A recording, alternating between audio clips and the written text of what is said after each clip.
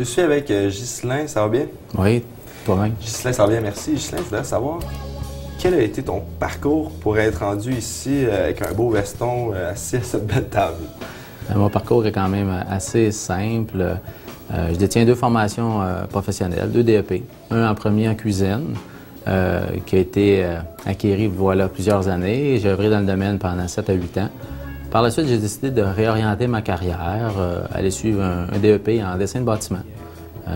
D'où mon intérêt pour dessiner plutôt. J'aimais bien ça. Par la suite, en terminant mes études, la commission scolaire où j'ai suivi ma formation m'ont engagé comme enseignant le soir, vu probablement mes performances, j'imagine.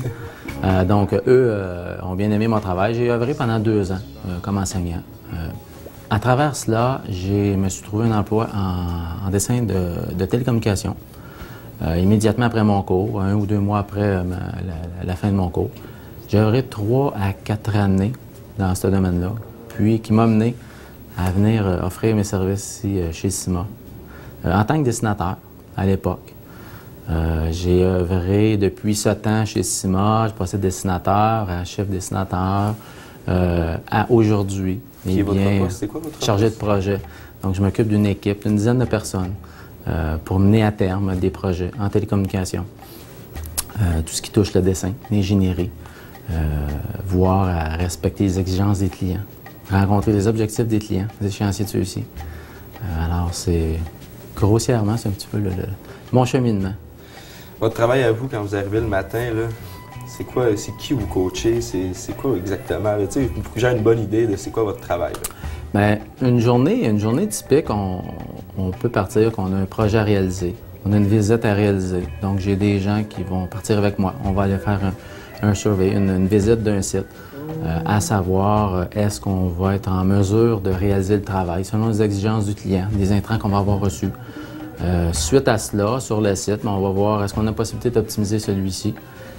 Si oui, on le fait. On le présente au client. Sur acceptation du client, bien, on y va de l'avant, rendu ici. On produit les plans avec une équipe de dessinateurs, plus ou moins 6 dessinateurs, 4 ingénieurs, techniciens. Et à travers ça, on a un échéancier à suivre, qui est la réalité. J'imagine que vous bâtissez les tours, vous essayez, je sais pas. Nous, concrètement, c'est plutôt sur, à l'heure actuelle, ce qu'on appelle des rooftops, des installations sur des bâtiments. Okay. Donc, on va installer des installations, des antennes cellulaires, des équipements de transmission à l'intérieur des bâtiments ou à l'extérieur des bâtiments pour aller chercher le réseau terrestre, à savoir qu'un réseau cellulaire doit communiquer avec le réseau terrestre pour que les appels soient acheminés. Donc, c'est un petit peu le genre de travail qui est effectué. Ces tâches-là, assez complexes, il y en a une couple, j'en ai quasiment plus que mes 2 mains. Et vous avez fait ça avec un seul DEP? Oui. Un DEP, mais également avec beaucoup de persévérance. Je dois quand bien même bien me documenter, de moi-même aller chercher des informations que probablement pour un ingénieur c'est plus facile parce qu'il a toutes les connaissances théoriques qui sont associées. Mais non, avec la volonté, oui, on peut arriver à beaucoup de choses, je me rends compte. Mais vous êtes un bon exemple à suivre, un gros merci. Merci.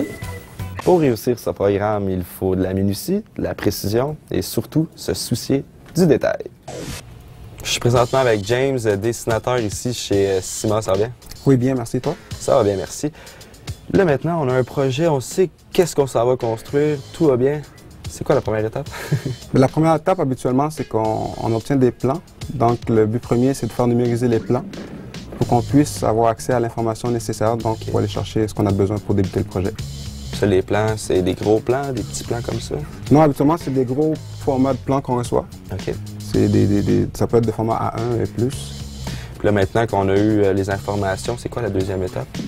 La deuxième étape, une fois qu'on a reçu les plans, c'est d'ouvrir les dessins selon les formats qu'on a demandé d'avoir. Ça, on les reçoit sur l'ordinateur, tu vas recevoir oui, ça? Oui, on les reçoit par courriel, par la personne qui nous a numérisé les plans.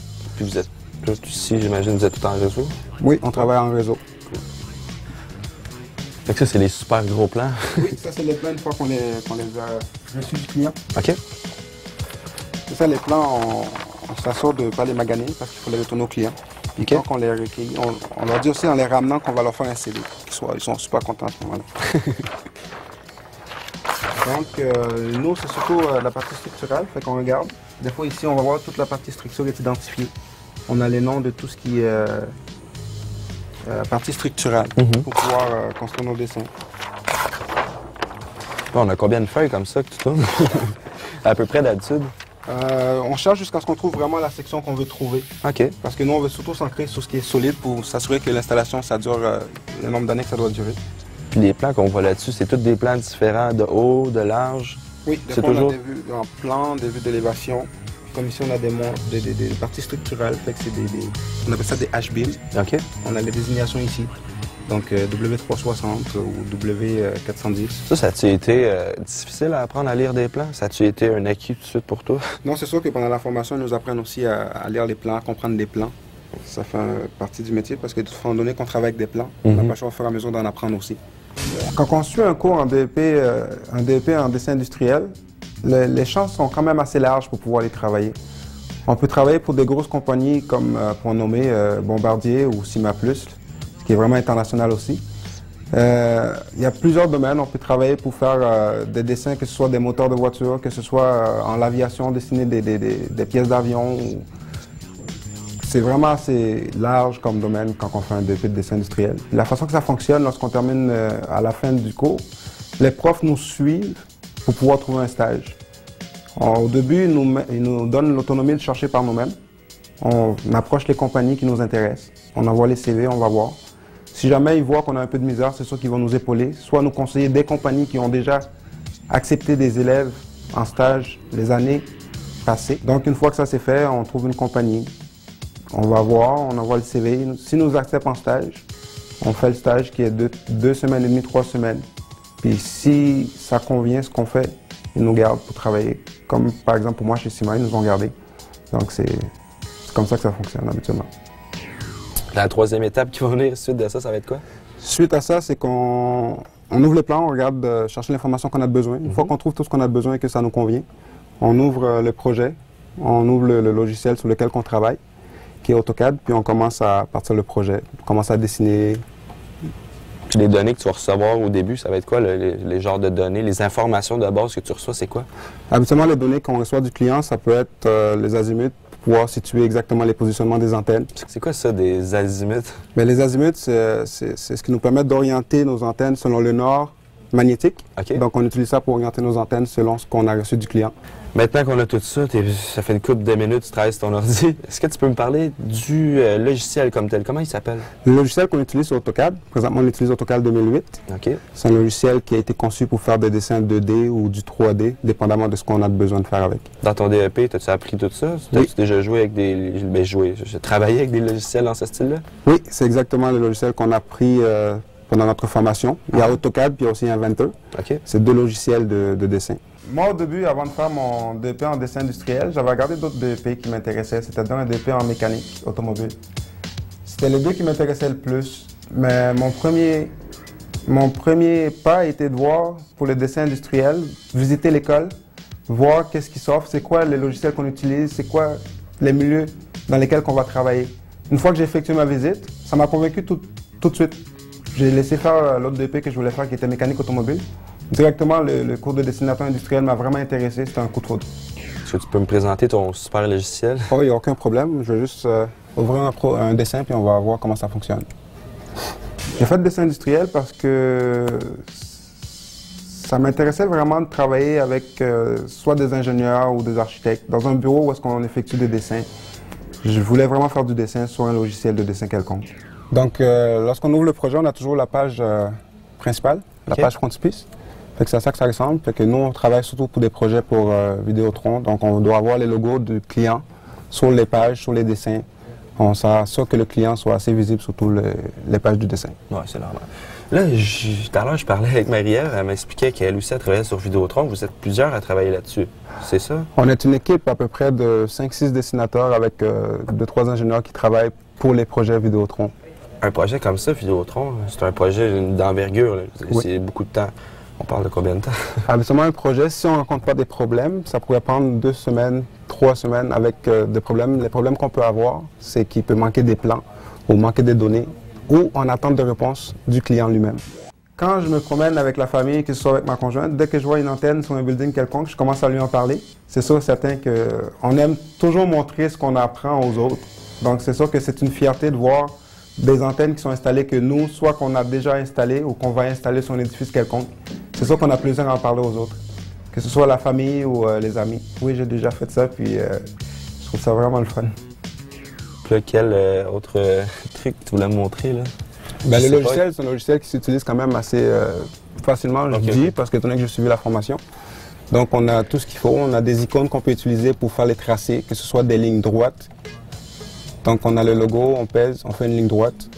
Ou, tout comme on peut rentrer la commande au clavier, on rentre la commande et on fait la ligne.